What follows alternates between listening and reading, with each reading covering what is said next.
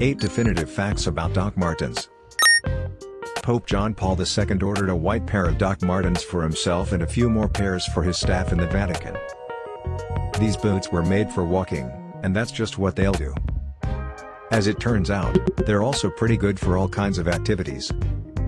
Dr. Martens, Doc Martens, Docs, DMs, these timeless boots have gone by many different names over the years. One thing that hasn't changed, though, their rugged simplicity. If you've ever wondered about the origins of Docs or how they became so popular, then read on, as we sure have a treat for you. Doc Martens have been around since the 1940s. Doc Martens were invented at the end of World War II by Dr. Klaus Martens, a German army doctor who had broken his foot. The standard-issue military boots simply weren't comfortable enough, so he made his own. He cobbled a prototype using old rubber tires for soles, and scraps of leather scavenged from war-torn German cities. By 1947, he had paired up with an old university friend, Herbert Funk, who helped Martens develop the design further and find more customers. The first buyers of Doc Martens were German housewives. Specifically, more than 80% of Doc Martens sales within the first 10 years of the company being in business were to homemakers over the age of 40. They particularly liked the boots because of their cushioned soles, which were pretty handy considering the amount of time the average housewife spent on her feet. By 1952, sales had grown so much that Martens and Funk opened a factory in Munich. They didn't reach British shores until the 1960s. Martens and Funk's boots were getting so popular that they decided to go international. In 1959, a British footwear manufacturer called R. Griggs Group bought the exclusive rights to make and sell the boots in the UK. In addition to changing the name of the boots to Dr. Martens to make it more palatable to the post-war British public, Griggs also introduced the iconic yellow stitching and slightly modified the shoe's shape.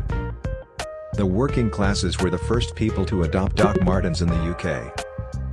Factory workers, police officers, and mail carriers were some of the first to adopt the iconic boots. At around £2 a pair, they were cheap enough for anyone in a low-income bracket to get their hands on. They gained a bad reputation for a while. Once again, Doc Martens are tough, and their steel-capped toes can do some damage if you know how to use them. This was a huge selling point for anyone who wanted to get up to no good, and skinheads, punks, and a wide variety of countercultures were big fans of Docs.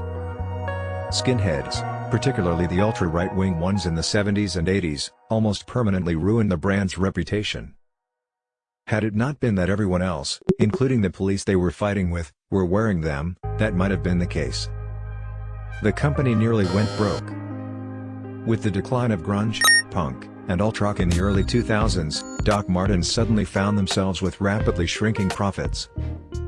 In 2003, Griggs decided to pull the plug and moved its factories to China. The move saved the company, but thousands of people lost their jobs, and people have debated ever since whether the quality is the same as it used to be. In 2004, the original factory in Cobbs Lane, Northamptonshire, was reopened to produce vintage-style boots, but the number produced is astronomically less than what's made in China. Pope John Paul II once ordered custom pairs of Doc Martens. Not just for himself, either. He ordered 100 pairs of Doc Martens in the 90s for staff all over the Vatican in various colors and styles. Of course, he also splurged on himself with a nice pair of white brogues. Strangely enough, while this definitely did happen, no photos of anyone in the Vatican wearing the iconic shoes have ever surfaced. Doc Martens are truly timeless. Sure, they had a few troubled years in the early 2000s, but that's no longer the case. This timeless brand managed to stick to its iconic style while adapting to the times just the right amount, and it's paying off. From March 2021 to March 2022, an eye-watering 14.1 million pairs of Docs were sold, more than any of the company's previous 62 years in business. While sales are still the highest in the UK, the boot's popularity is still growing in international markets. Look, at this point, it's hard to imagine a future without Doc Martens.